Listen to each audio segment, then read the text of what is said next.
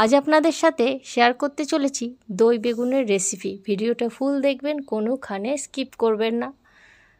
দই বেগুনের জন্য বেগুন সরু লম্বা বেগুনি কালারের বেগুনগুলো হলে বেশি ভালো হয়। তো ঘরে যা বেগুন ছিল, ছোট বেগুনগুলো ছিল, ওইগুলোকেই দিয়ে করেছি। একটু মোটা মোটা ছিল ছোট, তাই জন্য 4 ফালি করেছি। এমনিতে সরু লম্বা যে বেগুনগুলো হয় এগুলো 2 ফালি করে কাটতে হয়, আর পুরো লেজটা সমেত। দেখতেই পাচ্ছেন আমি এগুলো কিছু বেগুনের আবার একটু পোকা লাগা ছিল, কেটে বাদ দিয়েছি। এই জন্য কিছু সাইজের গোলমাল আছে কাটা। তো এখানে হলুদ, নুন আর আন্দাজ মতো চিনি দিয়ে একসঙ্গে মাখিয়ে নিলাম। এবার এগুলো ভাজতে হবে ডোবা তেলে। কড়াইয়ে তেল গরম হয়ে গেছে, এক এক করে আমি বেগুনগুলো ছেড়ে দিচ্ছি ডুবো তেলে, গরম তেলে। আর যত কটা বেগুন ধরে ওই তেলের মধ্যে, সেই কটা বেগুন আমি ডাঁটি সমেত ছেড়ে দিচ্ছি। আর ভালোভাবে ভেজে নিতে হবে, কারণ এরপর আর গ্যাসে নাড়িয়ে বেগুনগুলোর কিছু করা হবে না। তো এই বেগুনের রেসিপিটা এই ধরনেরই। বেগুন ভাজাটা যেন ভালো মতো হয়, কোনো দিকে কাঁচা না থাকে, সমস্ত দিকটা ভালো করে ভাজা হয়ে যায়। এইভাবে আমি সবকটা বেগুন ভেজে নেব। আর কিছু আছে বেগুন আস্তে আস্তে ভাজছি। এদিকে সর্ষে, কাজু বাদাম আর বাদাম আমি ভিজিয়ে রেখেছি আন্দাজ মতো। বেগুন ভাজা হয়ে গেছে, উঠিয়ে নিয়েছি সবকটা বেগুন। দেখতে পাচ্ছেন ঠিক এরকমভাবে ভেজে একটা যে পাত্রে আমি রেখেছি। এরপর আমি কি করছি দেখতে থাকুন। তো এই যে ভিজিয়ে রেখেছিলাম, জল ছেঁকে নিয়েছি বাদাম আর সর্ষে, এখানে কাঁচা লঙ্কা দিয়ে একটু জল দিয়ে ভালো করে পেস্ট করে নিয়েছি।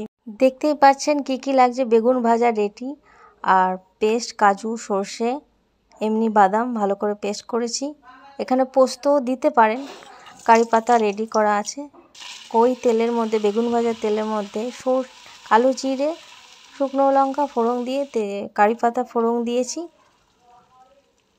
আর এখানে পেস্টটা যেটা করে রেখেছিলাম, সেই পেস্টটা আমি দিয়ে ভালো করে নাড়িয়ে নিলাম। এদিকে দই আলাদা একটা পাত্রে আমি ফাটিয়ে নিয়েছি। যতটা বেগুন আছে আন্দাজ মতো দই দেবেন। এখানে একটু লঙ্কা গুঁড়ি দিলাম। এখানে আর কোনো রকম মশলা হবে না এই রেসিপিটায়। আর আন্দাজ মতো নুন আর চিনি দিতে হবে। চিনি দিলাম আর নুন দিলাম।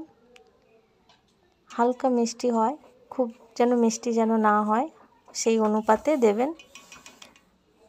যেহেতু কাঁচা লঙ্কা বাটা আছে, তা সত্ত্বেও আপনারা দিতে পারেন কাঁচা লঙ্কা চিড়ে। মশলাটা কষানোর পর ফাটানো দইটা আমি দিয়ে দিলাম কড়াইতে। তারপর ভালো করে কষিয়ে নিতে হবে। ভালো করে কষিয়ে বেশ খানিকটা কষানোর পর এটা রেডি হয়ে যাবে।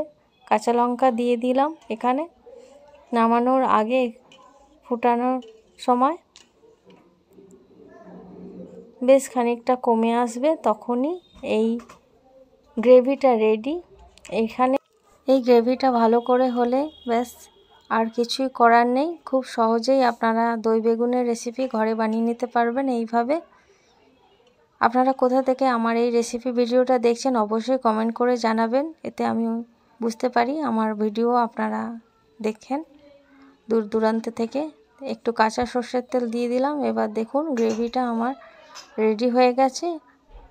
আর আমি হালকা ঝোল মতো রাখলাম, আপনারা আরও টাইট করতে পারেন, ঘন করতে পারেন। তো দেখতেই পাচ্ছেন পুরো দিয়ে দিয়েছি বেগুনের উপরে ঢেলে। আর এটা কত সুন্দর লুকটা লাগছে দই বেগুনের এই রেসিপি। আপনারা এভাবে অবশ্যই বানিয়ে দেখবেন, এতে খেতে যেমন টেস্ট আর সেমনি পুষ্টিকর রেসিপি। এই দারুণ সাথে দই বেগুনের রেসিপি আপনাদের কেমন লেগেছে অবশ্যই কমেন্ট করে জানাবেন। আর এই ধরনের নানা রকম রেসিপি আপনারা আমার কাছে পেয়ে যাবেন, তো আমার সঙ্গে থাকুন। আরও আমি যেগুলো রান্না করেছি, মুগের ডাল, নিরামিষ রান্না সবকটাই, পটল আলুর ডালনা, আমের জেলি চাটনি।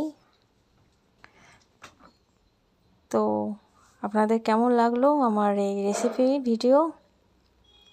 আর অল্প সেমাইয়ের পায়েস করেছিলাম। অবশ্যই কমেন্ট করে জানাবেন। এতক্ষণ সঙ্গে থাকার জন্য অসংখ্য